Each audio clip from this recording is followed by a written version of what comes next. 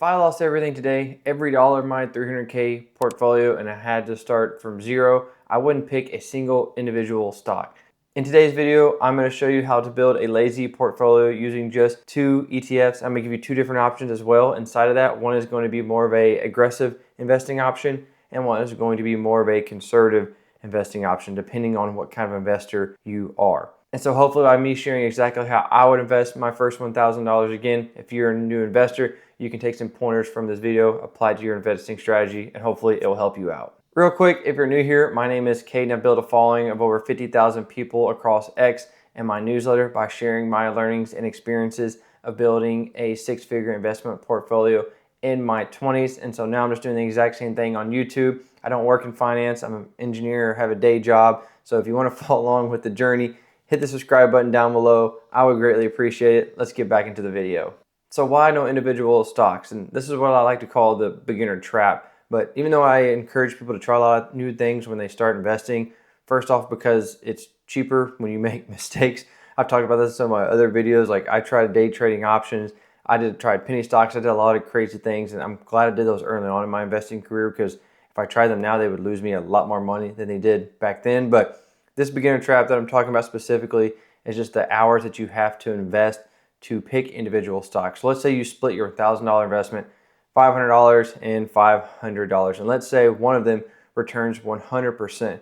You're still only earning $500 in the grand scheme of things. And so with your $1,000, your goal isn't to be the next genius day trader or the best individual stock picker out there. The goal of it is really to build your investing base and use that extra time from that passive ETF investing that we're going to talk about. Use that extra time to find ways to get more money into your investing portfolio. Now let's get into the specifics of the lazy portfolio that I would build. This first one that I'm going to talk about is going to be the more aggressive option. So if I was in my 20s or 30s and I was just getting started, this would be the option that I would go with. It's going to have a little bit greater return over the long run. It's going to be a little bit more aggressive and a little bit more volatile. But as a young investor, you have tons of time to let your dollars compound.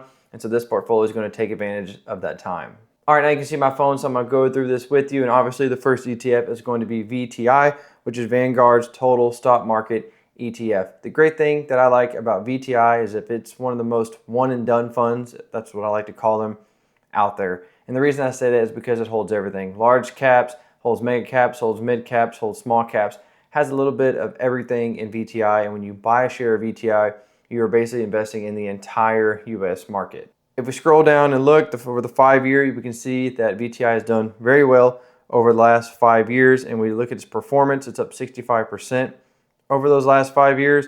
And one of the big things about why I picked this is that its expense ratio is 0.03%, which is extremely low. I have a whole different video on expense ratios and how much of a difference they can make. So having a low expense ratio fund is something I did not understand early on the importance of, but it's super important. VTI is a low one, so this is why I like this fund so much. Has a 1% dividend yield, nothing crazy. And if we go down and we take a hypothetical look over the last 10 years, 10,000 would have turned into almost $38,000. So not bad for a total US market fund at all. You would have almost quadrupled your 10K in VTI. Or if this was $1,000 like we're talking about in this video, just move the decimal over, you'd have almost $4,000 from your $1,000 investment invested in VTI. And then the average return since inception has been around for a long time, which is another reason I like this ETF so much. It has averaged a 9.4% return since 2001. Getting into the portfolio composition real quick, this is a big one as well. 40% technology, 12.5% consumer discretionary, with some industrials and financials, healthcare, a little bit less than that. And this is actually, while it seems heavy into tech, it's really not when you compare it to a lot of other ETFs out there. And so you still have a lot of exposure to some of these other sectors. If they do well, you're not going to miss out on those gains. Going down and looking at the top 10 holdings, I won't read this list individually, but some big names here that you can see. But like we talked about, there's also small mid cap exposure with VTI as well. So when you invest your $500 into VTI, you are going to be splitting that among these top 10 as well as the other, I think it's almost 3,000 holdings in VTI. The second ETF we're going to put in this lazy portfolio is going to be VUG, which is Vanguard's Growth ETF. We look at the last 5 years here, it's done very well, up 75%. Once again, super low expense ratio of 0.03%. Not a big dividend yield, but that's not what we're going for with this fund. Hypothetical, your $10,000 invested would have been almost $50,000. So your $1,000 invested would have been almost 5K. So you would have almost 5x'd it from there. And then since inception, as you see here in 2004, this one's also been around for a long time, has an annual return of 12%, which is just great. And then going down and looking at the portfolio composition, much heavier into the tech side of things than VTI, but that is what we would expect with the growth fund. Is that has been the stocks that have been doing a lot of the growing is the big tech names, and so VUG is obviously heavy into those.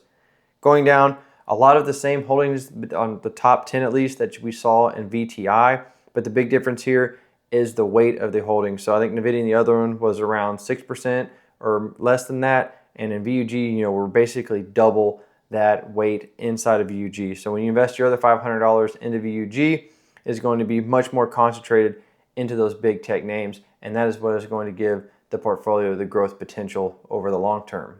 Looking at the historical return of VTI and VUG from 2004 to 2026, we'll see that the average return for VTI was 11% and VUG was a little bit over 12%. So 10,000 invested in VTI would have been around 103,000 and VUG would have been around 133K.